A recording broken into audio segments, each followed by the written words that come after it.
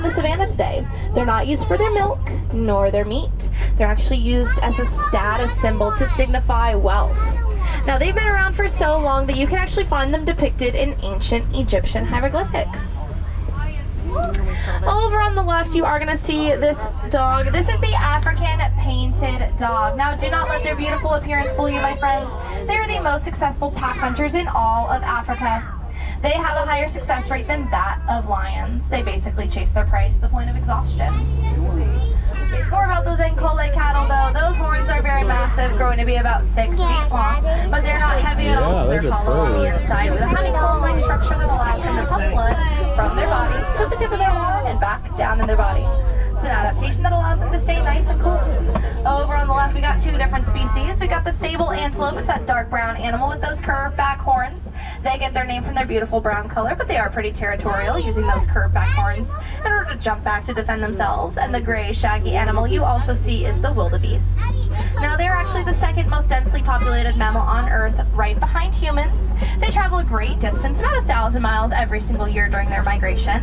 And the dust cloud kicked up from the migration is so large and so vast, it can be seen from outer space. On either side of us, we got some termite mounds. They're made out of clay, animal saliva, and dung, and they do harden over time under the Savannah sun. Our animal friends, just like the giraffe, are going to rub their bodies against it in order to alleviate any insect bites. Now, of course, we've got the giraffe. Like I said, they are the world's tallest land mammals. They do eat for about 20 hours every single day using their long prehensile tongue, just like you're seeing. That tongue can grow to be about 16 inches long. That's something they share with the okapi. They do share something else, and that's going to be those things on top of their head. Those are called ossicles. Oh, yeah, Both look. male and female giraffe are going to have those ossicles, Yeah, there whereas is in only there. male okapi are going to have visible ossicones. Now, as I get a closer look, I can tell that these are Maasai giraffe.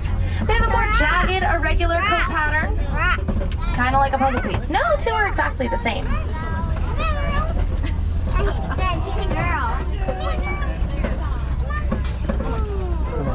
Now, a really awesome thing about giraffe is that they actually do give birth standing up. Their calves are born pretty tall, at about 6 feet tall. They do need to reach mom in order to nurse. But that does mean that baby giraffe's first experience in the world is going to be gravity with a 6-foot-tall drop down to the ground. But don't you worry, everybody. Baby giraffe is going to be up and walking within about the first hour of life.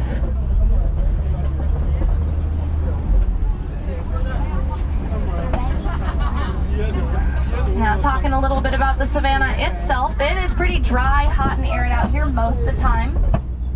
Not a lot of plant life truly thrives out here in the way it does in the little Ituri forest, so animals here, they don't necessarily use camouflage. Instead, they thermoregulate. That means they're going to have adaptations that allow them to stay nice and cool. Coming up on our left Kind of like side. just like the Ankole cattle.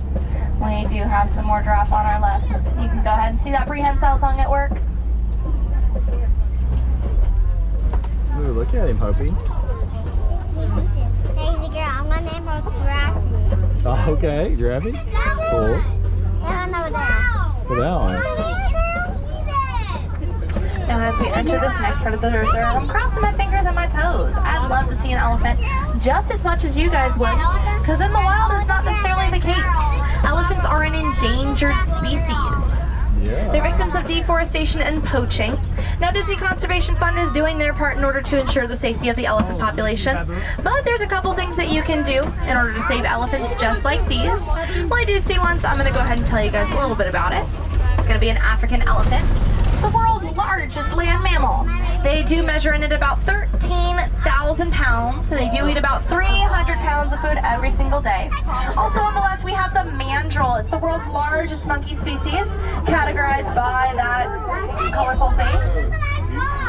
They do have two-inch incisors, but they're not threatening at all. They are used to signify friendship between other mandrills. Now, we do have that African elephant on the right. Like I said, their trunk has about 4,000 muscles in it. That's more than the entire human body.